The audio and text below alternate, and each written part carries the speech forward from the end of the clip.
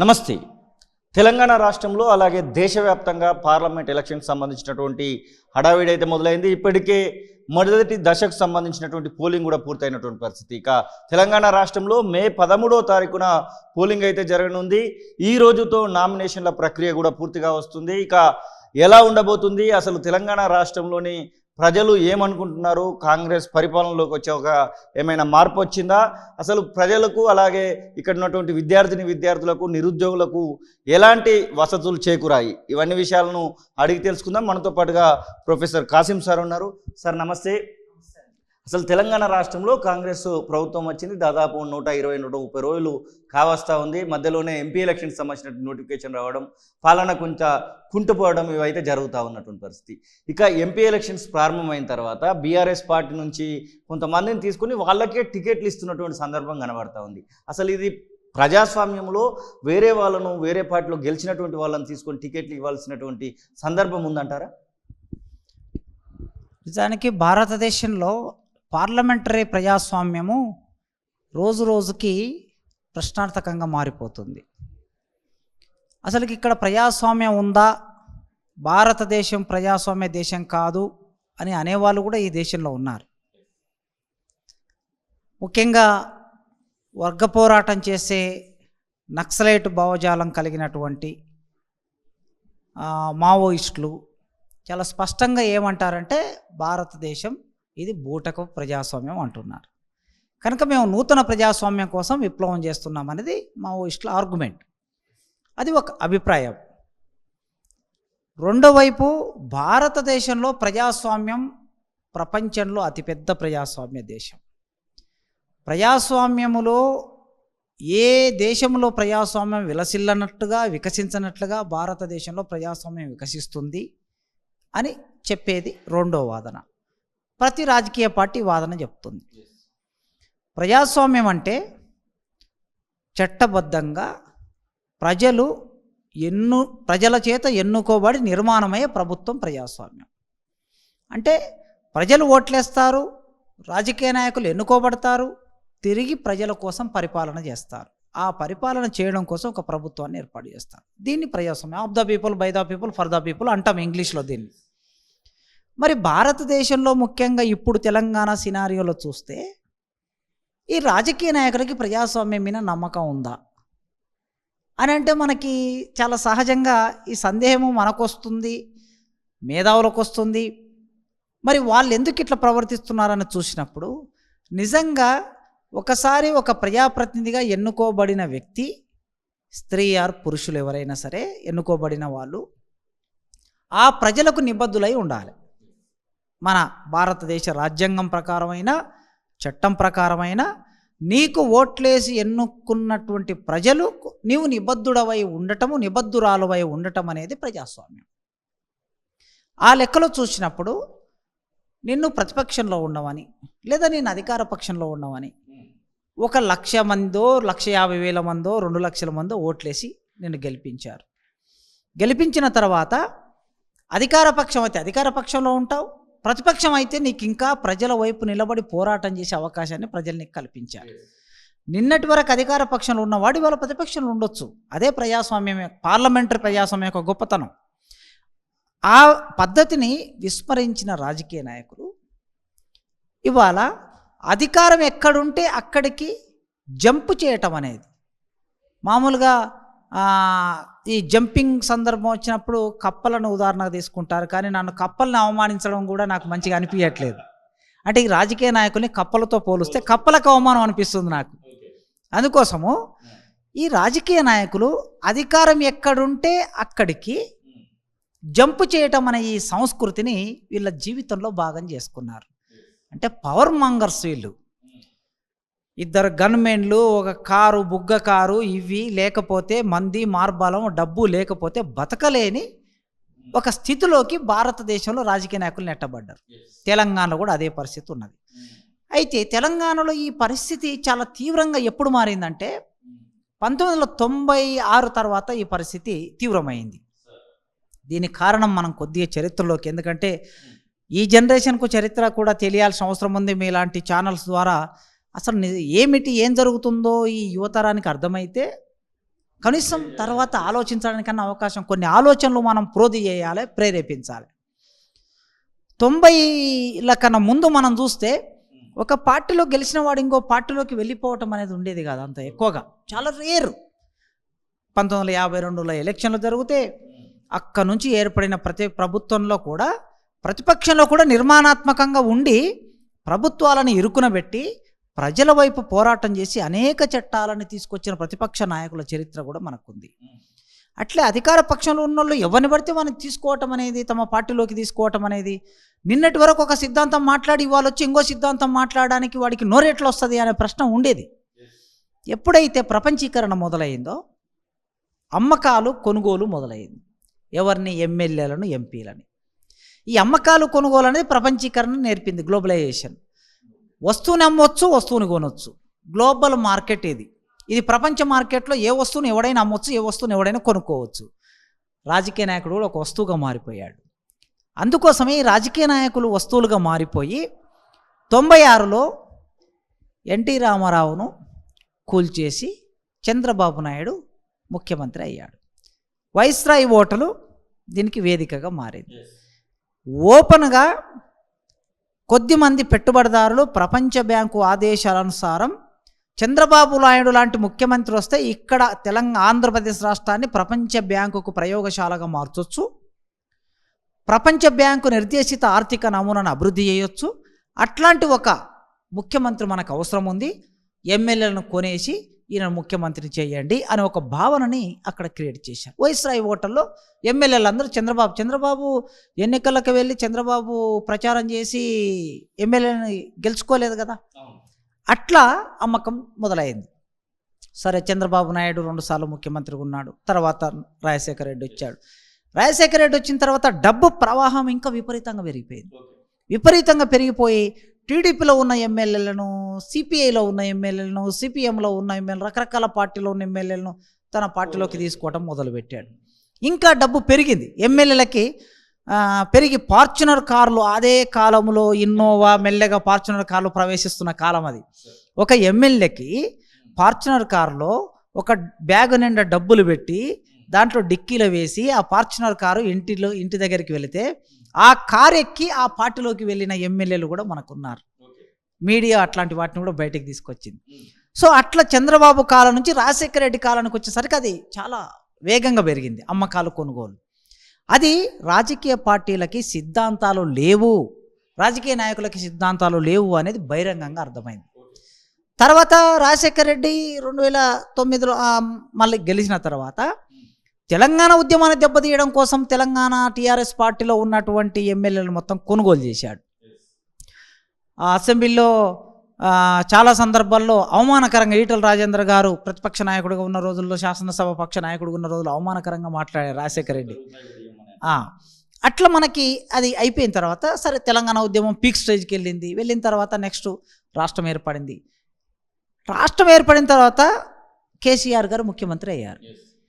కేసీఆర్ గారు కష్టపడి తన పార్టీ ద్వారా ఎన్నుకోబడిన ఎమ్మెల్యేలు ఆనాడు రాజశేఖర రెడ్డి అప్పనంగా ఎత్తుకెళ్ళిపోతే ఆ రోజు చాలా బాధపడి ఇది పార్టీ ఫిరాయింపులని మాట్లాడినటువంటి కేసీఆర్ గారు 2014లో గెలవగానే వరుసపెట్టి టీడీపీ నుంచి, కాంగ్రెస్ నుంచి మళ్ళీ ఎమ్మెల్యేలను ఈయన కొనడం మొదలుపెట్టాడు, పార్టీలోకి వచ్చేసారు. తర్వాత నెక్స్ట్ మళ్ళీ 2018లో గెలిచిన తర్వాత ఇంకా ఎక్కువగా కాంగ్రెస్ పార్టీని మొత్తం ఒక ప్రధాన ప్రతిపక్షం, పెద్ద ప్రతిపక్షం ఉంటేనే నీ యొక్క గొప్పతనం ఏదో బయటపడుతుంది. ముఖ్యమంత్రి గొప్పతనం ఎప్పుడు బయటపడుతుంది అంటే ఒక 40 మంది 50 మంది అసెంబ్లీలో కూర్చుంటే, నువ్వు ఒక 60-70 మందితో నీవు కూర్చుంటే, నువ్వు మాట్లాడే మాటలకు అవతల ఎమ్మెల్యేలు నీ ఎమ్మెల్యేలకు వాళ్ళ ఎమ్మెల్యేలకు జరిగే ఆర్గ్యుమెంట్ ద్వారా ప్రజాస్వామ్యం వికసిస్తుంది. ఆర్గ్యుమెంట్ లేకుండా, చర్చనే లేకుండా అతలు వాళ్ళ మొత్తం ఖాళీ చేస్తే వాళ్ళకి బలమే లేకుండా బలవంతంగా అసెంబ్లీ నుంచి బయటకు పంపించి చట్టాలను రూపొందించుకునే పద్ధతి అనేది ఇక్కడ రాష్ట్రంలో మెల్లగా మొదలుపెట్టారు. కేంద్రంలో నరేంద్ర మోడీ గారు ఇంకెంత స్థాయికి వెళ్ళిపోయారంటే, ఈ దేశ ప్రధానమంత్రి గారు ఎన్నుకోబడిన రాష్ట్ర ప్రభుత్వాలని అప్పనంగా కూలగొట్టి మధ్యప్రదేశ్ కానీ, లేదా మహారాష్ట్ర కానీ, లేదా తమిళనాడు కానీ, హిమాచల్ ప్రదేశ్, చాలా చిన్న రాష్ట్రాల్లో కూడా చూసాం. మొత్తం టోకుగా 10 మంది 20 మంది 30 మంది 50 మంది ఎమ్మెల్యేలను కొనుక్కునే పరిస్థితిని కేంద్రంలో ఆయన మొదలుపెట్టాడు, రాష్ట్రంలో వీళ్ళు మొదలుపెట్టాడు. ఇది ఒక వాతావరణం మనం చూస్తున్నాం. ఇవాళ కేసీఆర్ గారు 2018 నుంచి మొన్న 2023 వరకు ముఖ్యమంత్రి ఉన్నారు. 2014 నుంచి 2023 వరకు. ఈ కాలంలో చాలామందిని టీడీపీ కాంగ్రెస్ నుంచి ఆయన పార్టీలోకి వచ్చారు. వచ్చినప్పుడు ప్రతిపక్ష పార్టీ నాయకుడిగా ఉన్నటువంటి కాంగ్రెస్ పార్టీ నాయకుడిగా ఉన్నటువంటి రేవంత్ రెడ్డి గారు ఒక పార్టీలో గెలిచి మరో పార్టీలోకి వెళ్ళినటువంటి వాడిని ప్రజలారా రాళ్లతో కొట్టండి అని ఆయన పిలిపించాడు. చాలా మంచి పిలుపు, మంచి నినాదం. ఎవడైనా సరే ప్రజల చేత ఎన్నుకోబడిన వాడు నేను పలానా పార్టీలో కోతాని నువ్వు మళ్ళీ ప్రజల దగ్గరకు వచ్చే అభిప్రాయం సేకరించావా? నిన్ను పలానా పార్టీ జెండా మీద గెలిపించారు, నువ్వు వెళ్ళిపోయావు ప్రజలకు చెప్పకుండా. కనుక ప్రజలు ఇప్పుడు ఏం చేయాలి? రేవంత్ రెడ్డి గారు చెప్పినప్పుడు రాళ్లతో కొట్టాలి.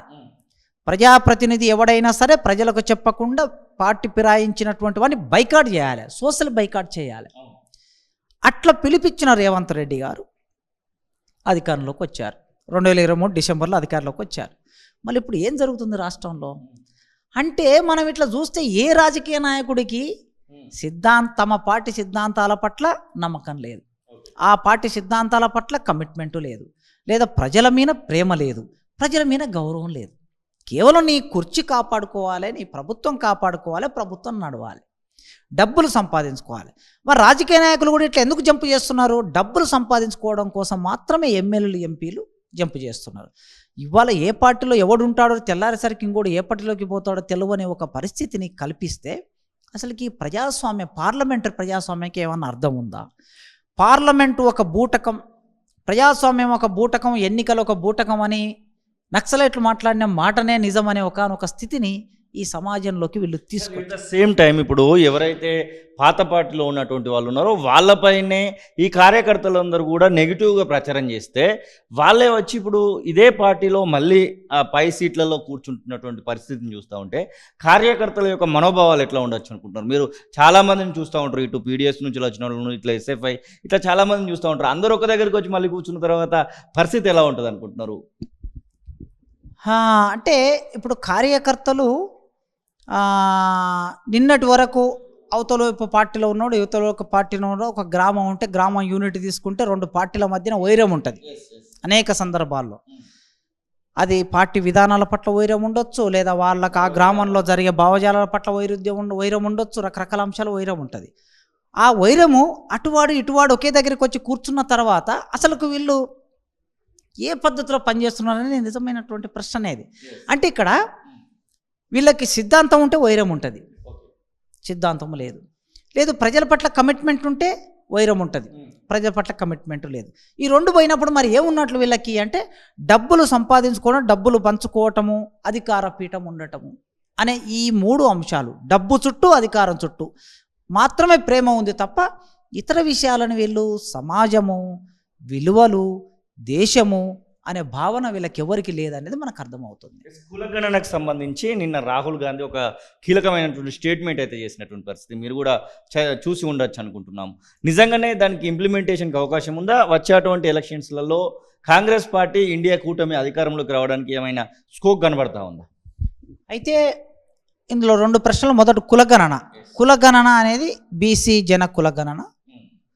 మొత్తము భారతదేశంలో ఉండే ప్రతి కులం జనాభా ఎవరెంత ఉన్నారో ఆ జనాభాని తీసి బయటపెట్టి ప్రజల ముందు ఉంచవలసిన బాధ్యత కేంద్ర ప్రభుత్వం మీద ఉంది. ఇప్పటి వరకు ఎస్సీ ఎస్టీలకు సంబంధించిన కులగణన మాత్రమే జరుగుతుంది. అది 1931 నుంచి మనకు జనాభా లెక్కల్లో మనం అది చట్టబద్ధంగా జరుగుతుంది. మిగతా ప్రజలకు సంబంధించి లేదు. ముఖ్యంగా 53% ఉన్న బీసీలు భారతదేశంలో వాళ్ళు చదువుకు దూరంగా ఉన్నారు, వాళ్ళు సంపదకు దూరంగా ఉన్నారు, వాళ్ళు రాజ్యాధికారానికి దూరంగా ఉన్నారు. ఇంకా బీసీ కులాల్లో చాలా కులాలు సంచారంలో ఉంటాయి. పాపం సంచార కులాలు ఉన్నాయి, వాళ్ళకి ఓటకు ఉండదు, వాళ్ళకి అభివృద్ధి ఏమిటి అనేది అభివృద్ధి ఫలాలు వాళ్ళ దగ్గరికి వెళ్ళవు. ఇంకా చేతి వృత్తుల మీద ఆధారపడి బతికే వాళ్ళు ప్రజలు కూడా చాలామంది ఉన్నారు. ఇప్పుడు ఒక రకంగా చూస్తే నేను కొన్ని సందర్భాల్లో ఎస్సీ ఎస్టీలతో పోల్చుకుంటే చాకలి వాళ్ళు, మంగలి వాళ్ళు సాంస్కృతికంగా, విద్యాపరంగా చాలా వెనుకబడి ఉన్నారు. ఎందుకు అనంటే పాపం వాళ్ళ వృత్తి నుంచి బయటికి రాలేని ఒకానొక స్థితి సమాజంలో పేదరికం అనేది ఉండటం మూలంగా ఆ పేదరికం వలన ఆ వృత్తి చేసుకుంటే తప్ప వాళ్ళు బయటికి రాలేరు, వాళ్ళ బతుకుదెరువు లేదు.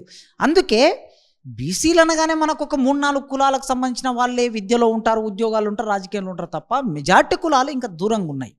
అందుకే వాళ్ళ భారతదేశంలో మెజార్టీ జనాభా బీసీలు. ఈ మెజార్టీ జనాభా ఎంత ఉంది? ఈ జనాభాకి ప్రభుత్వ ఫలాలు అందించాలన్నా లేదా రాజ్యాధికారంలో వీళ్ళకి వాటా ఇవ్వాలన్నా, లేదా ఉద్యోగాల్లో వీళ్ళకి వాటా ఇవ్వాలన్నా ప్రతిసారి కోర్టు ఏం సాగు చెప్తుందంటే, మీరు జనగణన చేయలేదు కదా, రిజర్వేషన్ 27% ఎట్లు ఇస్తారు, 30% ఎట్లు ఇస్తారు, 50% ఎట్లు ఇస్తారు అని కోర్టులో సింపుల్గా కొట్టేస్తున్నాయి. కోర్టులకు కూడా తెలుసు బీసీలు ఎక్కువ మంది ఉన్నారని, కానీ కోర్టులు కూడా కళ్ళు మూసుకొని ఉంటాయి. ఎందుకంటే అక్కడ ఉండే న్యాయస్థానాల్లో ఉండే ఆ పెద్దలు కూడా వాళ్ళ ఆయా పై కులాలకు చెందిన వాళ్ళే, హైకోర్టు నుంచి మొదలు పెడితే సుప్రీంకోర్టు వాళ్ళకు పై కులాలకు సంబంధించిన వాళ్ళే న్యాయమూర్తులు ఉంటారు కనుక సింపుల్గా కొట్టేస్తున్నారు. అందుకే ఇప్పుడు కేంద్ర ప్రభుత్వం ఇమీడియట్గా చేయవలసింది ఏంటంటే, జనగణనలో ఖచ్చితంగా అన్ని కులాలు, భారతదేశంలో ఎన్ని కులాలు ఉన్నాయో కులాలకు సంబంధించిందంతా ఆ క్వశ్చనీరు పెట్టేసి జనాభా లెక్కలు సేకరిస్తే బీసీలకు సంబంధించిన ప్రధానంగా వాళ్ళ జీవన విధానంలో విప్లవాత్మక మార్పులు తీసుకురావడానికి, ఒక విధాన రూపకల్పన చేయడానికి అది ఉపయోగపడుతుంది. కనుక కాంగ్రెస్ అధికారంలోకి వచ్చినా, లేదా ఇప్పుడున్నటువంటి ఎన్డీఏ బీజేపీ అధికారంలోకి వచ్చినా, ఇప్పుడు వాళ్ళు ఏదైతే హామీ పడుతున్నారో ఎన్నికల మేనిఫెస్టోలో ఖచ్చితంగా ఇది పెట్టాలి. మేనిఫెస్టోలో పెట్టడమే కాకుండా ఆ పార్టీ అధికారంలోకి వచ్చినాక దాన్ని ఇంప్లిమెంట్ చేయాలి. ఇది మొదటిది. రెండవది, కాంగ్రెస్ అధికారంలోకి వచ్చే పరిస్థితి ఉన్నదా అనేది ఒక అంశం ముందుకు తీసుకొచ్చారు మీరు. ఇవాళ భారతదేశంలో గత 10 ఏళ్ల నుంచి బీజేపీ అధికారంలో ఉన్నది. బీజేపీ అంటే ఎన్డీఏ కూటమి. కాంగ్రెస్ పార్టీ అధికారానికి దూరంగా ఉన్నది. కాంగ్రెస్ పార్టీ సింగిల్గా చాలా తక్కువ స్థానాలతో కూడా పార్లమెంట్లో ఉన్నది. అయితే ఒక సంవత్సర కాలం నుంచి భారతదేశ సినారియో చూస్తే చాలా మార్పులు జరిగాయి. ఆలోచన విధానాల్లో ఇప్పటి వరకు ఎన్డీఏ కూటమికి ఏ ప్రజలైతే ఎన్డీఏ కూటమికి సపోర్ట్గా ఉన్నారో, భావజాల పరంగా ఎవరైతే వాళ్ళు దానికి ఓట్లు వేయాలని దానికి ప్రచారం చేస్తున్నారో వాళ్ళ ఆలోచన విధానంలో మార్పు వచ్చింది. నేను మొన్న ఉత్తర భారతదేశం పోయాను ఒక వారం రోజులు. బస్టాండ్లో కానీ, ట్యాక్సీ డ్రైవర్లు కానీ, ఢిల్లీలో కానీ, యూనివర్సిటీస్లో కానీ అక్కడక్కడ కొద్దిమంది మిత్రులని మనము లేబర్ను వాళ్ళను అడుగుతూ ఉంటే వాళ్ళ ఆలోచన విధానంలో, అవును ఈ 10 సంవత్సరాల కాలంలో మా జీవన విధానంలో ఏం మార్పు వచ్చింది అని ఒక ప్రశ్న వాళ్ళు వేస్తూ ఉన్నారు. ఇది గమనించే కావచ్చు మతానికి సంబంధించిన ఆలోచన విధానాన్ని మెల్లగా ఈ ఎన్నికల్లో చర్చకు తీసుకొస్తున్నారు. ఎవరికి ఈ అభిప్రాయాలైనా ఉండవచ్చు, కానీ దేశ ప్రధానమంత్రి అనేటటువంటి వ్యక్తి అత్యున్నతమైన స్థానం, అత్యున్నతమైన విలువలో ఉన్నటువంటి వ్యక్తి.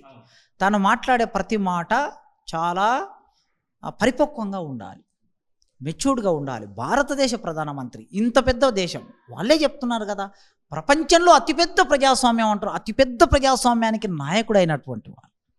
లేదా ఇవాళ 5వ అతిపెద్ద ఆర్థిక వ్యవస్థ 1947, 37 వచ్చే నాటికి ఇది ప్రపంచంలో మొదటి ఆర్థిక వ్యవస్థగా మారుతుందని చెప్పే మీరు, మీ మాట అంత లెవెల్ ఉండాలి, హిమాలయ శిఖరంలాగా ఉండాలి. కానీ ఎందుకో నేను 3 రోజుల నుంచి వరుసగా 4 రోజుల నుంచి పేపర్లు చూస్తే కాంగ్రెస్ అధికారంలోకి వస్తే ముస్లింలకి ఆస్తులు పంచుతుంది అన్నారు మొదటి రోజు. రెండో రోజు కాంగ్రెస్ అధికారంలోకి వస్తే మీ సంపదనంతా లాక్కుంటుంది, మీకు 2 ఇండ్లు ఉంటే ఒక ఇల్లు లాక్కుంటుంది, హైదరాబాద్లో ఒక ఇల్లు ఉంటే, లేదా ఢిల్లీలో ఒక ఇల్లు ఉంటే, లక్నోలో ఒక ఇల్లు ఉంటే మీ ఇల్లు లాక్కుంటుంది. రెండో మాట విన్నా. మూడో మాట, కాంగ్రెస్ అధికారంలోకి వస్తే భార్యల మెడలో ఉన్నటువంటి మంగళసూత్రాలు కూడా మిగలవు. మూడో మాట. నాలుగో మాట, కాంగ్రెస్ మావోయిస్టు భావజాలం కలిగినటువంటిది కనుక కాంగ్రెస్ వస్తే మావోయిస్టులు భారతదేశంలో చెలరేగుతారు. ఈ 4 మాటలు నేను పేపర్లో చూసి చాలా బాధపడ్డా. నాకేం పార్లమెంటరీ ప్రజాస్వామ్యం, పార్లమెంటరీ మీన లేకపోతే ప్రధానమంత్రి లేనటువంటి వ్యక్తి మీరు, ఓకే, వీటి మీన పెద్ద ఏమి, ఎందుకంటే 60 ఏళ్ళ నుంచి చూస్తున్నాం కనుక ఇదేదో దేశాన్ని ఉద్ధరిస్తుందని నేనేం అనుకోవట్లేదు. అయినా నాకు పార్లమెంట్లో విలువల పట్ల నాకు గౌరవం ఉంది, విలువల పట్ల గౌరవం ఉంది. ఎందుకంటే అదొక విధానం, అదొక వే ఆఫ్. భారతదేశంలోనైనా ప్రపంచంలో ఏ దేశంలోనైనా పార్లమెంటరీ విధానం అనే ఒక ప్రజాస్వామ్యం అనేది ఒక విధానం, ఆ విధానం పట్ల గౌరవం ఉంది. ఆ పార్లమెంటరీ విధానం పట్ల గౌరవం ఉన్నటువంటి నేను కొందరు ప్రధానమంత్రులని వ్యక్తిగతంగా కొన్ని విధానాల పట్ల కూడా నేను రెస్పెక్ట్ చేస్తా. విపి సింగ్ గారు లేకపోతే వాళ్ళ బీసీలకు 27% రిజర్వేషన్ లేదు. విపి సింగ్ గారు లేకపోతే అసలు పార్లమెంట్లో అంబేద్కర్ బొమ్మ లేదు. విపి సింగ్ గారు లేకపోతే మండల కమిషన్ అనేది చర్చలోకి వచ్చేది కాదు. విపి సింగ్ గారు లేకపోతే అసలు ఆనాడు ఇవాళ మనం అనుకుంటున్నటువంటి లీడర్స్ ఎవరెవరైతే ఉదాహరణకు లల్లు ప్రసాద్ యాదవ్, ములాయం సింగ్ యాదవ్, ఇట్లాంటి చాలామంది బీహార్లో, ఉత్తరప్రదేశ్లో ఇట్లాంటి లీడర్స్ని బాగా డెవలప్ చేసిన సోషలిస్టు భావాలు కలిగిన వాళ్ళు. ఆయన చనిపోయే రోజుల్లో కూడా విపి సింగ్ ఢిల్లీలో ఒక ధర్నా జరిగితే ఆ ధర్నాలోకి వచ్చి ఒక మాట అన్నాడు, నాకు వయసు లేదు, ముసలివాడిని అయిపోయాను, నాకు యవ్వనం ఉంటే మాత్రం నేను మావోయిస్టులలో కలిసేవాడిని అన్నాడు. ఆయన ఒక దేశ ప్రధానమంత్రి అండి. నెహ్రూ గారు ప్రధానమంత్రి కాగానే నెహ్రూ సోషలిస్టు చంద్రుడని నెహ్రూ చనిపోతే కవులు రాశారండి ఆ రోజు. అంటే నెహ్రూను ఒక సోషలిస్టును చూసుకున్నారు నెహ్రూలో. అట్లాంటి మంచి ప్రధానమంత్రులు కూడా ఉన్నారు. ఎట్లా వాళ్ళు మంచి ప్రధానమంత్రులు అంటే విలువల వలన. మంచి రాష్ట్రపతులు ఉన్నారు, మంచి ప్రధానమంత్రులు ఉన్నారు. కానీ ఇవాళ దేశ ప్రధానమంత్రి గారు అట్లా మాట్లాడటం అనేది, ఒక 30 కోట్ల మంది ముస్లింలు ఉంటారు ఈ దేశంలో, వాళ్ళు ఈ ప్రజలు కదా. ప్రధానమంత్రి అంటే నీకు ఓట్లు వేసినా వేయకపోయినా ఈ దేశ ప్రధానమంత్రి అంటే అందరికి ప్రధానమంత్రి, సిక్కులకు, ముస్లింలకి, అన్ని క్రైస్తవులకి, హిందువులకి, అందరికి ప్రధానమంత్రి నువ్వు. అంటే ముస్లింలకు వ్యతిరేకంగా ఒక మాట మాట్లాడటం అంటే ప్రధానమంత్రి హోదా ఎట్లా అవుతుందండి? నాకు ఆ ప్రశ్న తలెత్తింది. రెండో ప్రశ్న, కాంగ్రెస్ అధికారంలోకి వస్తే వాళ్ళ మెడలో ఉన్నటువంటి అది మంగళసూత్రాలు తీసుకుంటుంది, కాంగ్రెస్ అధికారంలోకి వస్తే 2 ఇళ్ళు తీసుకుంటుంది. అంటే కాంగ్రెస్ అధికారంలోకి వస్తే సంపదనంతా సమానంగా పంచుతాన, తప్పేముంది ఇందులో? భారత రాజ్యాంగం ఏం చెప్తుందంటే, కాంగ్రెస్ ఏమి కమ్యూనిస్టు పార్టీ కాదు కదా, కాంగ్రెస్ ఏమి మావోయిస్టులు కాదు కదా. కాంగ్రెస్ పార్టీ పక్తు బూర్జోవ పార్టీ, కాంగ్రెస్ పార్టీ పక్తు పెట్టుబడిదారుల పార్టీ. ఆ పెట్టుబడిదారుల పార్టీ 60 ఏళ్ళు ఈ దేశాన్ని పరిపాలించింది. 60 ఏళ్ళు పరిపాలించిన భారతదేశంలో పరిపాలించిన కాంగ్రెస్ పార్టీ చాలా ఫక్తుగా ఈ దేశాన్ని పెట్టుబడిదారులకి దాసోహం చేసింది.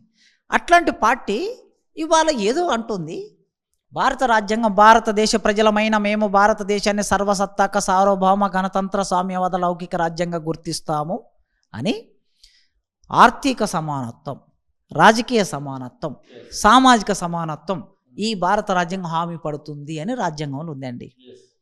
అందులో ఉన్న ఆర్థిక సమానత్వం అని కాంగ్రెస్ పార్టీ ఎన్నికల మేనిఫెస్టోలో పెట్టింది. ఆర్థిక సమానత్వం అని పెడితే నీకంత ఉలికెందుకు, నీకంత ఎగిరిపాటు ఎందుకు? అంటే పెట్టుబడిదారుల నమూనా కలిగినటువంటి పార్టీ ఈ దేశాన్ని పరిపాలిస్తున్న పార్టీ, ప్రధానమంత్రి గారు ఆల్టర్నేటివ్ ఒక ఆలోచన వచ్చినప్పుడు వాళ్ళు భయపడిపోతున్నారు. ఇవన్నీ పరిశీలిస్తే నాకేమనిపిస్తుందంటే, 400 సీట్లు గెలుచుకుంటామని నమ్మకం ఉన్నోళ్ళు ఇంత దిగజారి మాట్లాడవచ్చా? నీవు ఇంత దిగజారి మాట్లాడుతున్నావు అంటే నీకు ఎక్కడో భయం ఉంది. నీకు భయం లేకపోతే ఎందుకు మాట్లాడతావు? కనుక నాకేమనిపిస్తుందంటే, దేశంలో ప్రజల ఆలోచన సరళి మారిపోయింది. రామ జన్మభూమి 400 సీట్లు తెచ్చి పెడుతుందని అనుకున్నారు. రామాలయం నిర్మాణం చేస్తే అది పారలేదు. ఇంటింటికి బియ్యం పోయినాయి, ఇంటి గోడల మీద జై శ్రీరామన్ రాసుకున్న ఈ దేశంలో రాముణ్ణి ప్రేమించే వాళ్ళు ఉంటారు, పూజించే వాళ్ళు ఉంటారు, గౌరవించే వాళ్ళు ఉంటారు, రాముళ్లాగా బతకాలనుకునే వాళ్ళు ఉంటారు, రామరాజ్యం రావాలనుకుంటే వాళ్ళు ఉంటారు. అంత మాత్రాన మా జీవితంలో ఏం మార్పు జరిగిందని కూడా అనుకుంటా. ఈ రాముడు, ఈ దేవుడు, ఈ భావన మా కూడు మార్చిందా, మేము కట్టే బట్ట మార్చిందా, మేము ఉండే ఇల్లు మార్చిందా, మా జీవన విధానం మార్చిందా, మా పిల్లవాడికి చదువు వచ్చిందా, లేకపోతే నాకు నాణ్యమైన వైద్యం వచ్చిందా, ఇవన్నీ ఆలోచిస్తారు. నా పిల్లలకు నిరుద్యోగులకు ఉద్యోగం వచ్చిందా, ఇది కూడా ఆలోచిస్తారు. కనుక ఇవాళ ప్రజలు సరిగ్గా ఇది ఆలోచిస్తున్నారని నేను అనుకుంటున్నా. మీరు అడిగిన దాన్ని బట్టి కాంగ్రెస్ పార్టీ లేదా ప్రతిపక్షాలు ఏవైనా సరే, ఇండియా కూటమి ప్రతిపక్షాలు, ఆ ప్రతిపక్షాలకి కాస్త సమాజంలో ప్రజల మద్దతు పెరుగుతుందనే విషయం అవతలి వాళ్ళు మాట్లాడుతున్న బట్టే మనకు అర్థమవుతుందని నాకు అనిపిస్తుంది. ఎట్ ద సేమ్ టైం మావోయిస్టులకు సంబంధించినటువంటి ఎన్కౌంటర్లో మనము ఈ నెల రోజులుగా ఎక్కువగా చూస్తూ ఉన్నాం. దాదాపుగా వందల మందిని మట్టు పెడుతున్నారనేటువంటి వార్తలు కూడా వస్తూ ఉన్నాయి. హిడ్మా లాంటి వాళ్ళ కోసం వెతుకుతూ ఉన్నారనేటువంటి వార్తలు కూడా వస్తూ ఉన్నాయి. అసలు ఈ ఎలక్షన్ సమయంలో ఛత్తీస్గఢ్ లాంటి ప్రాంతాలలో మావోయిస్ట్ ఎన్కౌంటర్లను ఒక ప్రొఫెసర్గా ఎలా చూస్తారు? అసలు నేను ఎన్కౌంటర్లని వ్యతిరేకిస్తాను, ఎన్కౌంటర్లను ఖండిస్తాను, ప్రభుత్వం చేసే హత్యలుగా భావిస్తాను. ఎందుకంటే మావోయిస్టులు ఒక స్పష్టమైన రాజకీయ అభిప్రాయంతో, ఒక సిద్ధాంతంతో ఈ దేశంలో పనిచేస్తున్నారు, నిస్వార్థంగా పనిచేస్తున్నారు, ప్రజల కోసం పనిచేస్తున్నారు. మావోయిస్టులు ఎవ్వరు కూడా ఆ ఉద్యమం పేరు మీద ఎవ్వరు ఇండ్లు కట్టుకోలే, ఎవరు డబ్బులు సంపాదించుకోవాలి, ఎవరు సంపద కూడేసుకోవాలి. మొన్న చనిపోయినటువంటి ఎన్కౌంటర్లో చనిపోయిన మన రాష్ట్రానికి సంబంధించిన 2 భార్యాభర్తలు, వాళ్ళని అక్కడి నుంచి ఇక్కడికి తీసుకొచ్చి ఖననం చేశారు. వాళ్ళ ఇల్లు చూస్తే మనకు అర్థమయ్యింది. కనుక 30 ఏళ్ళు 40 ఏళ్ళు 50 ఏళ్ళు ఆ ఉద్యమంలోకి పోయి నిస్వార్థంగా ఈ దేశం కోసం దేనికోసం పనిచేస్తున్నారు? ఆదివాసీ ప్రాంతాల్లో, దండకారణ్యం ప్రాంతంలో అడవుల్లో ఉన్న ఖనిజ సంపదని కాపాడడానికి, దేశ సంపదని కాపాడడం కోసం తర్వాతి జనరేషన్స్ కూడా ఈ దేశ సంపద ఉండాలని పోరాటం చేస్తున్నారు. మనుషులందరూ సమానంగా ఆర్థిక, రాజకీయ, సామాజిక సమానత్వం ఉండాలని పోరాటం చేస్తున్నారు. అట్లా పోరాటం చేసేవాళ్ళు ఈ దేశభక్తులు. నిజంగా ఈ దేశభక్తులు, ఈ దేశంలో ఎవరైనా దేశభక్తులు ఉన్నారంటే వాళ్ళే దేశభక్తులు అవుతారు. సుప్రీంకోర్టు చాలా సందర్భంలో చెప్పింది. ఏం చెప్పింది అంటే, మావోయిస్టు ఆలోచన కలిగి ఉండటం తప్పు కాదు, మావోయిస్టు పార్టీలో సభ్యత్వం కలిగి ఉంటే, మావోయిస్టు సాహిత్యాన్ని చదవడం తప్పు కాదు, మావోయిస్టులు చెప్పుతున్న హింసాయుత పనులలో, చర్యలలో పాల్గొంటే తప్పు అని సుప్రీంకోర్టు చెప్పింది. కనుక వాళ్ళదైన పద్ధతిలో వాళ్ళు వర్గ పోరాటం చేస్తున్నారు. ఈ దేశంలో ఉన్నటువంటి పాలక వర్గాలు మేము కూల్చేసి కొత్త రాజ్యాన్ని నిర్మాణం చేస్తామంటున్నారు. దాని పట్ల ప్రభుత్వాలకి వ్యతిరేకత ఉండొచ్చు. ఎందుకంటే ప్రభుత్వాలు చట్టబద్ధంగా మేము పరిపాలిస్తాం, రాజ్యాంగబద్ధంగా పరిపాలిస్తాం, రాజ్యాంగానికి వ్యతిరేకంగా తుపాకులు పట్టిన వాళ్ళని మేము సహించమని వాళ్ళ విధానం వాళ్ళకు ఉంటుంది. ప్రభుత్వ విధానం మీకు ఉన్నప్పుడు మావోయిస్టులకు ప్రజల మద్దతు లేకుండా మీ దగ్గర ఏమైనా ఎజెండా ఉందా?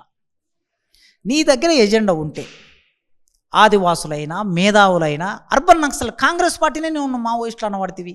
అంటే నీ దగ్గర ఏమైనా ఎజెండా ఉండి ప్రజల మద్దతు వాళ్ళకి ఎందుకు పోతుంది అంటే, పేదరికం ఉంది కనుక, దోపిడి ఉంది కనుక, దౌర్జన్యం ఉంది కనుక, పెట్టుబడిదారుల మోసం ఉంది కనుక ప్రజలు వాళ్ళ మద్దతు చూరగొంటున్నారు. మరి దోపిడీ లేని, దౌర్జన్యము లేని, అంటరానితనము లేని, పెట్టుబడిదారుల దోపిడీ లేని, ఖనిజ సంపద దోసుకెళ్ళని సమాజాన్ని నిర్మాణం చేసే విధానం నీ దగ్గర ఉందా? లేదు. లేకపోవటం మూలంగా ఒక జిందాల్ కంపెనీ, ఒక వేదాంత కంపెనీ, ఒక ఎస్ఆర్ కంపెనీ, ఒక డీబీర్స్ కంపెనీ అడవిల్లోకి వెళ్ళడానికి నీవు కావలసిన పద్ధతుల్లో సైన్యాన్ని వాళ్ళకు సపోర్టుగా పంపించి అక్కడ మావోయిస్టులు దాన్ని ఎదుర్కొంటున్న వాళ్ళని పట్టుకొని చంపేస్తున్నారు. 12 మంది ఎన్కౌంటర్లు చనిపోతే 20 మంది సజీవంగా దొరికితే చట్టబద్ధంగా ఎన్నుకోబడిన ప్రభుత్వం ఏం చేయాలంటే కోర్టులో ప్రవేశపెట్టి విచారణ జరుపు, వాళ్ళ మీద శిక్ష అయ్యి, అందరి మీద విచారణ జరిపి శిక్షలు వేస్తున్నారు కదా, శిక్ష అయ్యి 20 మందిని సజీవంగా పట్టుకొని కాల్చి చంపటం అనేది ఇది మరి చట్టబద్ధంగా. వాళ్ళకు చట్టం మీద నమ్మకం లేదు. ఎవరికి? మావోయిస్టులకి. చట్టం మీద నమ్మకం లేకుండా మేము చట్టాన్ని కూలదోస్తాం అంటున్నారు. మరి నీకు చట్టం మీద నమ్మకం ఉంది అని కాదు నువ్వు చెప్తున్నది. చట్టం మీద నమ్మకం ఉందనుకున్న వాడివి నీవు చట్టబద్ధంగా వ్యవహరించాలని నేను కోరుకుంటున్నా. మావోయిస్టులు ఏ సమాజం అయితే కోరుకుంటున్నారో ఆ సమాజం, సమస్యలు లేని సమాజాన్ని నిర్మాణం చేసి మావోయిస్టుల పట్ల ప్రజలు వెళ్లకుండా, వారి భావజాలం వైపు వెళ్లకుండా నీ దగ్గర ఏముందో అది చేయాల్సింది పోయి, ఈ దేశంలో పుట్టిన బిడ్డలు, రైతుల పిల్లలు, కార్మికుల పిల్లలు, ఉద్యోగస్తుల పిల్లలు ఈ దేశం బాగుపడాలని వాళ్ళు వెళ్ళారు. వాళ్ళేమి పాకిస్తాన్ వాళ్ళు కాదు, చైనా వాళ్ళు కాదు, అమెరికా వాళ్ళు కాదు. ఈ భూమి పుత్రుల ప్రాణాలని అట్లా తీయటం అనేది నేను వ్యతిరేకిస్తున్నాను. మొన్ననే ఛత్తీస్గఢ్లో ప్రభుత్వం మారింది. ప్రభుత్వం మారిన వెంటనే ఈ అలజడి అయితే మనకు కనబడతా ఉంది. అసలు ప్రభుత్వమే అక్కడ ఉన్నటువంటి పోలీసులకు ఆ ఫ్రీ హ్యాండ్ ఇస్తుంది అనుకోవచ్చు అంటారా? వెంటనే కాంగ్రెస్ ప్రభుత్వం పోయి బీజేపీ ప్రభుత్వం వచ్చి చర్చలు అన్నారు. ఎన్నడూ లేదు. బీజేపీలో చర్చలు అనగా నేను ఎప్పుడు వినలే. చర్చలు చేస్తామన్నా. మరి చర్చలు చేస్తామన్న వాళ్ళు వాళ్ళని చర్చలకు పిలిచి మీరేం కోరుకుంటున్నారని కదా అడగాల్సింది. సైన్యాన్ని, సిఆర్పిఎఫ్ వాళ్ళని లోపలికి పంపించి చంపడం కాదు కదా. నువ్వు వెళ్ళినావు, చుట్టుముట్టి మేము పోలీసులం వచ్చాం, నువ్వు ఆత్మరక్షణలోనే ఉన్నావు. పోలీసులు చెప్పిన స్టేట్మెంట్ ప్రకారమే మేము చాలా జాగ్రత్తగా 300 కిలోమీటర్లు పాక్కుంటూ వెళ్ళి వాళ్ళను అన్ని వైపుల నుంచి చుట్టుముట్టాము అని చెప్పారు పోలీస్ ఆఫీసర్. చుట్టుముట్టి నీ వెంటనే ఏం చేయాలంటే మీడియాని పిలిపించి మేము చర్చలకు వచ్చాం, ప్రభుత్వం తరపున మేము ఇక్కడికి వచ్చాం, ముఖ్యమంత్రి గారు మీతో మాట్లాడతారు అని ఓపెన్గా మీడియాని అక్కడికి పిలిచి వాళ్ళు ఏమనుకుంటున్నారు, నీవేమనుకుంటున్నావు మాట్లాడించే అవకాశం ఉంది కదా చుట్టుముట్టినోడి. ఆ అవకాశం ఉండి కూడా నువ్వు చంపేశావంటే చంపాలనే ఉద్దేశంతో మీ ప్రవేశం జరుగుతుంది. అంటే ఈ దేశంలో మావోయిస్టు రహిత దేశంగా మారుస్తాము అని చాలా సందర్భాల్లో దేశ ప్రధానమంత్రి గారు, హోంమంత్రి గారు ప్రకటించారు. ఆ ప్రకటనలో భాగంగానే ఇది జరుగుతుంది తప్ప అందుకే ఆనాడున్న కాంగ్రెస్ ప్రభుత్వం ఉన్న రోజుల్లో ఎన్కౌంటర్లు ఆగలేదు, ఎన్కౌంటర్లు జరిగినాయి. ఇవాళ బీజేపీ ప్రభుత్వం వచ్చినా ఎన్కౌంటర్లు ఆగవు. కనుక కాంగ్రెస్ మావోయిస్టులు అయిపోయి బీజేపీ మావోయిస్టు వ్యతిరేకత కాదు, వీళ్ళందరూ ఒకటే బట్ట ఒకటే తానులో ఉన్నటువంటి ముక్కలు అనేది నా అభిప్రాయం. తెలంగాణ రాష్ట్రంలో 17 పార్లమెంట్ నియోజకవర్గాలకు మే 13న పోలింగ్ జరగనుంది. దాదాపుగా నామినేషన్ల ప్రక్రియ కూడా పూర్తయిపోయింది. ఇక అన్ని పార్టీలు కూడా 17 మందిని అయితే ప్రకటించి ముందు వయసులోకి పోతున్నటువంటి సందర్భం కనబడుతుంది. కొన్ని ప్రాంతాలలో బీఆర్ఎస్ పార్టీ నుంచి వచ్చినటువంటి వాళ్ళే ముగ్గురు కనబడతా ఉన్నారు. కొన్ని ప్రాంతాలలో సింగిల్గా కనబడుతున్నటువంటి సందర్భం అయితే ఉంది. ఎట్లా ఉండబోతుంది అనుకుంటున్నారు? ప్రధానిని 3వ ప్రైమ్ మినిస్టర్ చేయడానికి, హ్యాట్రిక్ ప్రధానిగా నిలబెట్టడానికి తెలంగాణ నుంచి మేము 2 డిజిట్లకు పైగా ఎంపీ సీట్లను గెలుస్తామని బీజేపీ చెప్తా ఉంది. ఇక రాహుల్ గాంధీని ఇండియా కూటమిని అధికారంలోకి తేవడానికి మేము ప్రయత్నం చేస్తాము, మేము అధికారంలో ఉన్నాము, మేము 6 ఇక్కడ గ్యారంటీలను అమలు చేస్తున్నామని చెప్పేసి కాంగ్రెస్ పార్టీ చెప్తా ఉంది. ఇక గత అసెంబ్లీలో జరిగినటువంటి అవమానాన్ని దిగమింగుకొని మేము ఖచ్చితంగా డబుల్ డిజిట్కి వెళ్తామని అటు బీఆర్ఎస్ పార్టీ కూడా అనుకుంటా ఉంది. అసలు తెలంగాణ రాష్ట్రంలోని పరిస్థితులను బట్టి చూస్తూ ఉంటే ఎవరికి ఎన్ని రావచ్చు అనుకుంటున్నారు? తెలంగాణ ప్రజలు ఎలాంటి ఆలోచనతో ముందుకు పోదలుచుకున్నారు అనుకుంటున్నారు? సరే, అయితే మామూలుగా pre election survey, post election సర్వేలు చేసినటువంటి సర్వే ఏజెన్సీలకి వీటి పట్ల కొన్ని అభిప్రాయాలు ఉండే అవకాశం ఉంటుంది. సరే, నేను ఈ పార్టీకి ఇన్ని వస్తాయి, ఆ పార్టీకి అన్ని వస్తాయని చెప్పడం అనేది రాజకీయ పార్టీల లాగా ఒక మాట చెప్పిన తర్వాత రేపు ఇదే మీడియాలో ఫలానా ప్రొఫెసర్ ఇన్ని వస్తాయని చెప్పాడు, ఏమిటి మరి ఇన్ని రాలేదు అని మీ పాఠకులు, నా మాటలు వినే మీ పాఠకులు ఏదో మీ మీడియా పట్ల గౌరవంతో, నా మీద గౌరవంతో మన మాటలు వింటూ ఉంటారు, వాళ్ళు ప్రేమతో వింటూ ఉంటారు. కనుక అట్లా కాకుండా సరే, టీఆర్ఎస్ పార్టీ 8 నుంచి 13 వస్తాయని ముఖ్యమంత్రి గారే మొన్న ఒక ఇంటర్వ్యూలో చెప్తే విన్నాను నేను. ఏది మన కేసీఆర్ గారు, ఎక్స్ సీఎం గారు 8 నుంచి 13 తగ్గవు, మాకు 8 తగ్గవు, ఆ పైనే ఉంటాయి అని ఆయన అంటున్నారు.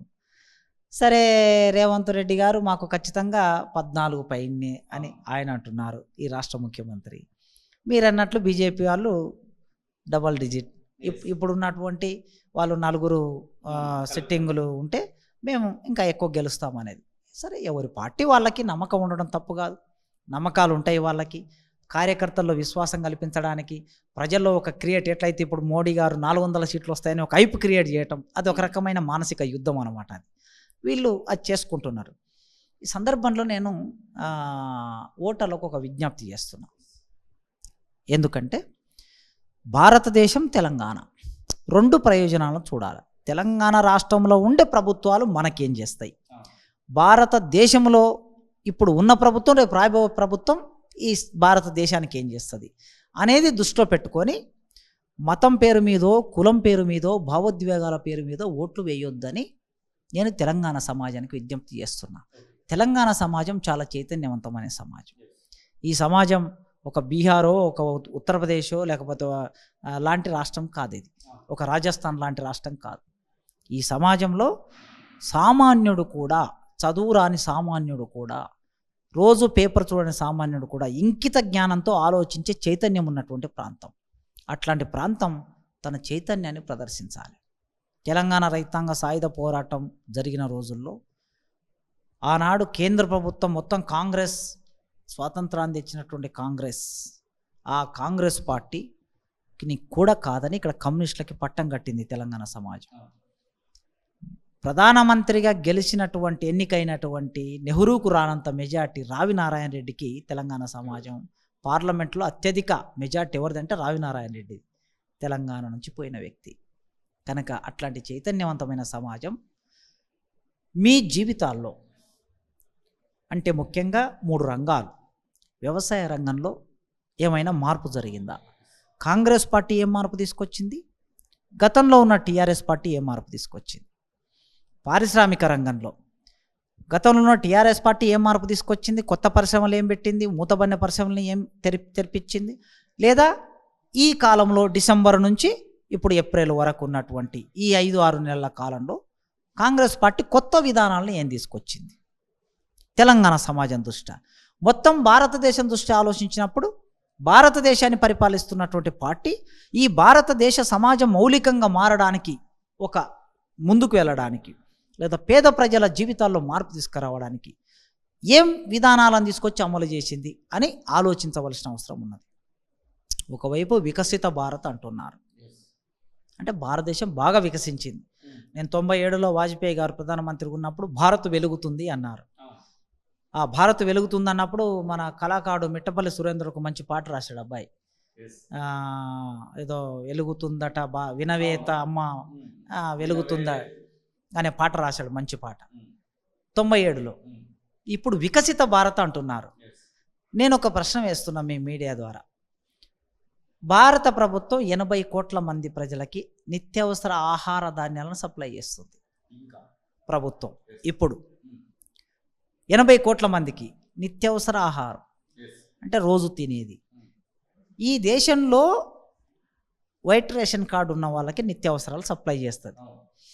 అంటే తమ తిండి తాము సంపాదించుకోలేని స్థితి ఉన్న కుటుంబాలు, ప్రజలు 80 కోట్ల మంది ఉన్నారని ప్రభుత్వమే చెప్తుంది. 80 కోట్ల మంది పేదలున్న భారతదేశం వికసిత భారతదేశం ఎట్లా అవుతుంది అనేది తెలంగాణ సమాజం ఆలోచించాలి, సీరియస్గా ఆలోచించాలి.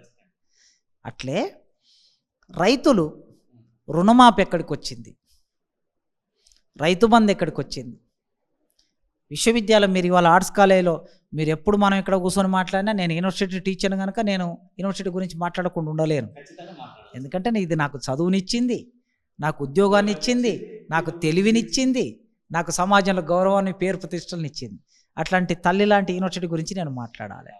మరి ఆనాడు కేసీఆర్ గారు ఈ ఉన్నత విద్య మీద, విశ్వవిద్యాలయాల మీద, ఉస్మానియా యూనివర్సిటీ మీద ఏమాత్రం శ్రద్ధ పెట్టలేదు, డబ్బులు ఇవ్వలేదు, ఖాళీలను నింపలేదు, మౌలిక వసతులు కల్పించలేదు. మరి కాంగ్రెస్ ప్రభుత్వం వచ్చి 6 నెలలు అయింది, కాబోతుంది. మరి వాళ్ళు వచ్చి ఇప్పటి వరకు అసలు ఏం చేయబోతున్నారు విద్యారంగాన్ని? ఇప్పటివరకు విద్యాశాఖ మంత్రి లేరు, ముఖ్యమంత్రి గారు ఒక్కసారి కూడా సమీక్ష జరపలేదు. కనుక అన్ని రంగాలు ఇప్పుడు కాంగ్రెస్ పార్టీ అయినా, టీఆర్ఎస్ పార్టీ అయినా, బీజేపీ పార్టీ అయినా ఈ రంగాలకు సంబంధించిన అభివృద్ధి నమూనా ఏమిటి? లేదా 6 గ్యారంటీలు హామీ పడ్డారు కదా, ఈ 6 గ్యారంటీలను అమలు చేయడానికి మీ దగ్గర ఉన్నటువంటి బడ్జెట్ ఏమిటి? ఎక్కడి నుంచి చేస్తారు డబ్బు? ప్రపంచ బ్యాంకు నుంచి అప్పు తెచ్చి మళ్ళీ ఇప్పటికే లక్షల, ఒక్కొక్క మనిషి మీద 2 లక్షల వరకు అప్పు ఉందని చెప్తున్నారు. రేపు మరింత అప్పు తెచ్చి ఇంత అప్పులమయం చేస్తారా తెలంగాణ రాష్ట్రాన్ని? లేదా మరి ఎట్లా? కనుక తెలంగాణ సమాజంలో ఉన్న ప్రతి ఓటరు సమాజాన్ని దృష్టిలో పెట్టుకొని ఆలోచించండి. వాళ్ళిచ్చే కొనుగోలు చేయాలనుకునే 1000 రూపాయలకు 2000కు మీ జీవితంలో అవి ముఖ్యం కాదు. 5 సంవత్సరాలు ఒక ఎంపీని మీ ఓటును ఇస్తున్నారు. కనుక డబ్బు తీసుకోకుండా నిజమైన క్యాండిడేట్ ఎవరో, మీకోసం పోరాటం చేసే, పార్లమెంట్లో పోరాటం చేసే, మీకోసం ప్రజాక్షేత్రంలో పోరాటం చేసే, ఈ దేశాన్ని రక్షించే, ఈ సంపదను రక్షించే, తెలంగాణను రక్షించే ప్రజాప్రతినిధి ఎవరు అని విచక్షణతో ఆలోచించి ఓటేయమని నేను అడుగు. చాలా మంది బ్యూరోక్రాట్స్ అనుకునేటువంటి వాళ్ళు, ప్రొఫెసర్లు, అలాగే సిఐ, డిఎస్పి, ఐఏఎస్, ఐపీఎస్ రేంజ్లో చేసిన వాళ్ళు కూడా ఎమ్మెల్యేలుగా, ఎంపీలుగా పోటీ చేయడానికి ముందుకు వస్తున్నటువంటి సందర్భం, ముందట విద్యావంతులు కూడా పోటీలోకి అయితే వస్తున్నటువంటి సందర్భం కనబడుతూ ఉంది. ముఖ్యంగా ఆంధ్రప్రదేశ్లో చూసుకుంటే ఒక ఐఏఎస్, ఒక ఐపీఎస్ ఇట్లాంటి వాళ్ళు కూడా మనకు స్పష్టంగా కనబడతా ఉన్నారు. ఈ యొక్క పరిణామము శుభసూచకం అనుకోవచ్చు అంటారా? అంటే భారతదేశ ఎన్నికల వ్యవస్థలోకి ఎవరైనా రావచ్చు. ఏముంటుందంటే వాళ్ళు ఇన్నాళ్ళు అధికారులకు పనిచేస్తారు కనుక రాజకీయ నాయకుల కింద పనిచేస్తారు, మంత్రుల కింద, ఎమ్మెల్యేల కింద, ఎంపీల కింద పనిచేస్తారు. వాళ్ళ కింద పనిచేసే సందర్భం వచ్చినప్పుడు వాళ్ళు చెప్పినట్లు వినాల్సి వస్తుంది. అందుకే వీళ్ళు మేము కూడా రాజకీయ నాయకులం అయితే ఒక అధికారాన్ని ఎంజాయ్ చేయొచ్చు కదా అనే అభిప్రాయం ఉండొచ్చు. లేదా ప్రజలకు సేవ చేయాలనేది కూడా కొంతమంది చిత్తశుద్ధి కూడా ఉండొచ్చు, ఉండి ఎన్నికల్లోకి వస్తున్నారు. కానీ గెలిచిన తర్వాత ఏం చేయగలమనేది తెలుస్తుంది వాళ్ళందరికీ. అయితే ఒక ఐఏఎస్ అయిన వాళ్ళు, ఐపీఎస్ అయిన వాళ్ళు వాళ్ళ సర్వీస్ కాలంలో చాలా దగ్గరగా ప్రజల సమస్యల్ని చూస్తారు. వాళ్ళు సమస్యలను పరిష్కరించలేకపోయినా సమస్యలను చూస్తారు. వాళ్ళు ఆ సమస్యల్ని చూసిన అనుభవం ఉంటుంది. రెండవది, ఏ విధానాన్ని ఎట్లా రూపకల్పన చేయాలనే అవగాహన కూడా ఉంటుంది వాళ్ళకి. ఒక ఐఏఎస్ ఆఫీసర్కి ప్రతి మంత్రి, ఎమ్మెల్యే, ఎంపీలకి వాళ్ళే విధాన రూపకల్పనకు సంబంధించిన సజెషన్లు ఇస్తారు కనుక ఉంటుంది. అందుకోసం ఆ విజన్తో సమాజాన్ని మరింత ముందుకు తీసుకెళ్లాలనే ఆలోచనతో వాళ్ళు ముందుకు వస్తే సంతోషం. అయితే వాళ్ళు వచ్చిన తర్వాత పార్లమెంటరీ పందుల దొడ్డి అని ఒక మాట తరిమెల్ల నాగిరెడ్డి గారు అన్నారు కదా. ఈ పందుల దొడ్డిలో ఒక పంది బురద పూసుకున్న తర్వాత ఇంకో పందికి ఆటోమేటిక్గా పూస్తుంది అనేది ఒక మాట. మరి వీళ్ళు అట్లా పూసుకుంటారా లేదా స్వతంత్రంగా ఉండి ప్రజల కోసం పనిచేస్తారా మనం చూడాలి. అఫిడవిట్లు మీరు చూస్తున్నారా, 1000 కోట్లు కనబడతా ఉన్నాయి. 5,000 కోట్లు అని ఒకరికి, 2,000 కోట్లు అని ఒకరికి, ఇట్లా ఫోటోఫోటీ మినిమం 100 CR పైనే ఉన్నటువంటి అఫిడవిట్లనే మనం చూస్తూ ఉన్నాం. ఈ ఆస్తులను చూస్తూ ఉంటే మీకు ఏమనిపిస్తూ ఉంది? వీళ్ళు సంపాదించారనుకుంటున్నారా, లేకపోతే ఈ రాజకీయంలోకి వచ్చిన తర్వాత పెరిగినటువంటి ఆస్తులు లెక్క కనబడుతున్నాయా? నిజమే. మీరు మన కొనసాగింపుగా ఇది మంచి ప్రశ్న, ఇంటర్వ్యూ కొనసాగింపుగా. నేను ఒక ఇద్దరివి చూశాను, ఆంధ్రప్రదేశ్లో ఒక ఆయన, తెలంగాణలో ఒక ఆయన. 5,000 కోట్లు అంటే వామ్మో 5,000 కోట్ల అంటే నాకు రాజకీయ పరిజ్ఞానం వచ్చిన తొలి రోజుల్లో ఆనాడు రాష్ట్ర బడ్జెట్ ఎంత ఉంది అంటే 5,000 కోట్లు, 10,000 కోట్లు. రాజశేఖర రెడ్డి ముఖ్యమంత్రి ఉన్నప్పుడు 30,000 కోట్లు ఉండే రాష్ట్ర బడ్జెట్. ఒక రాష్ట్ర బడ్జెట్ ఎంత ఉండేనో ఒక మనిషి దగ్గర అంత ఉంది అంటే ఇవి బయటికి చెప్పినవి మాత్రమే అండి, బయటికి చెప్పినవి ఇవి. అంటే ఇవి నాకు తెలిసి ఇంతకు రెండింతలు ఇంకా వేరుగా ఉంటుంది అది. అంటే ఇంత డబ్బు మనుషుల దగ్గర ఉందంటే ఇది ఎంత ఎక్కడి నుంచి వచ్చింది? అసలు భారతదేశంలో ఆర్థిక సమానత్వం అనేది రోజు రోజుకి పెరుగుతుందా, అసమానత్వం తగ్గుతున్నాయంటే అసమానత్వం అనేది మన ప్రజల మధ్యన చాలా వేరియేషన్ ఉంది. ఆ వేరియేషన్ ఉంది అనేది దీన్ని బట్టి అర్థమవుతుంది. ఎన్నికల్లో పోటీ చేసినటువంటి వాళ్ళలో 99% 100 కోట్లకు తక్కువ వాళ్ళు ఎవరు లేరు.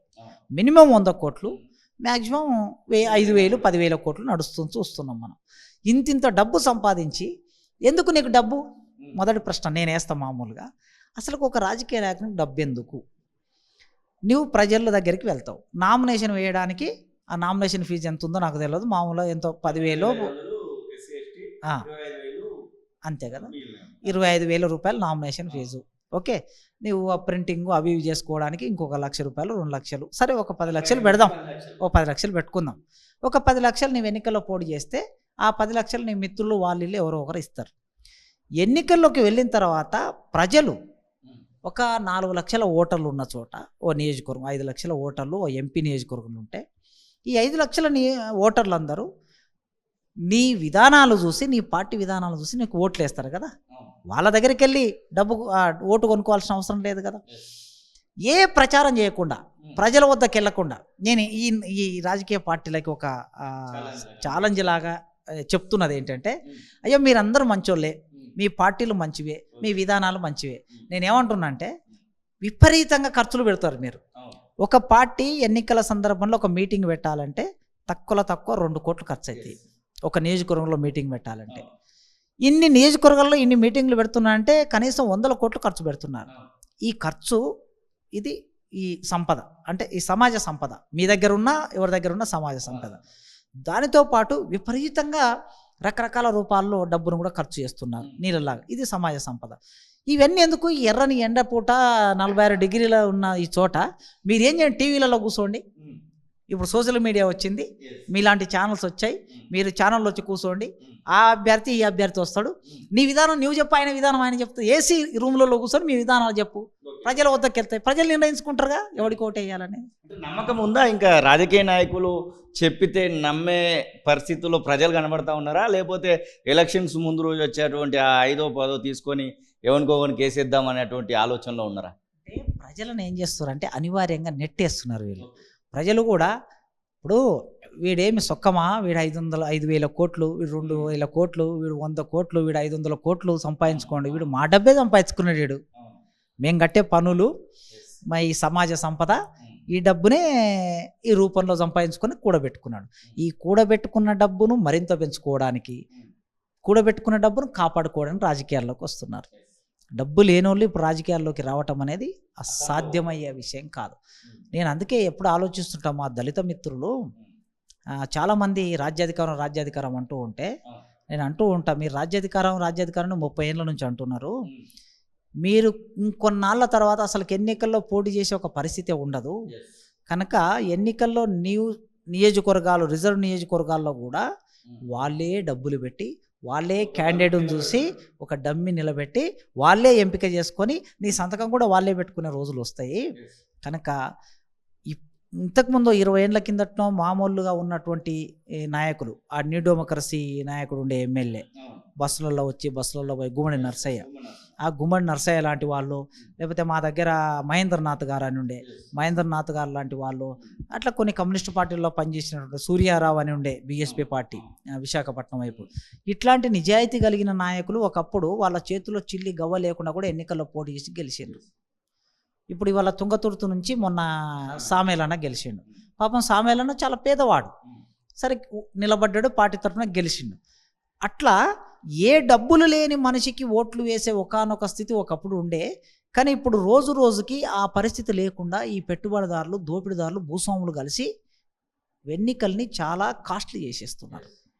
అందుకే ఈ కాస్ట్లీ చేయటం అనేది సామాన్యుడు ఎంటర్ కాకుండా చేస్తున్నారు. డబ్బున్నోడే ఎన్నికల్లో పోటీ చేయాలి అంటే కార్పొరేట్ కల్చర్ను మన పార్లమెంటరీ రాజకీయ వ్యవస్థలోకి తీసుకొస్తున్నారు. నా ఊహ నిజమైతే ఇంకొక 10 సంవత్సరాల తర్వాత ఇప్పుడే 50% కార్పొరేట్లే మన ఎన్నికల సిస్టాన్ని నిర్ణయిస్తున్నాయి.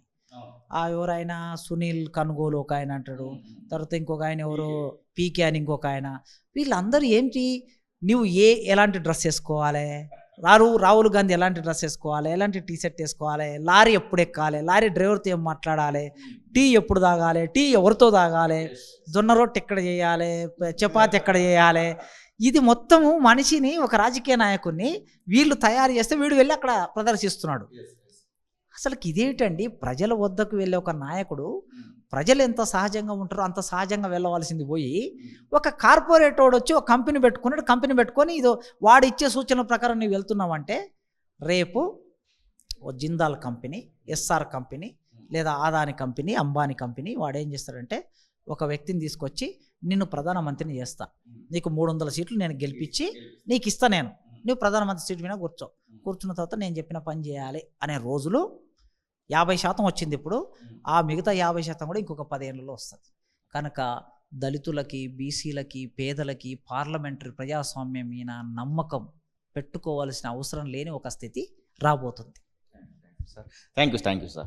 చాలా విలువైనటువంటి సమాచారాన్ని అయితే ప్రొఫెసర్ కాసిం సార్ అయితే ఇవ్వడం జరిగింది. ఖచ్చితంగా ప్రజలు ఆలోచించాల్సినటువంటి సందర్భం అయితే వచ్చింది. ఇక మనకు ఎవరు అవసరం అనేది డిసైడ్ చేసుకోవాల్సినటువంటి అవసరం కూడా వచ్చింది. మే 13వ తారీఖున తెలంగాణ రాష్ట్రంలో జరిగేటువంటి 17 పార్లమెంట్ నియోజకవర్గాలకు పోలింగ్కు పోయే ముందు ఖచ్చితంగా ఆలోచిస్తారని అయితే తొలి వెలుగు కోరుకుంటుంది.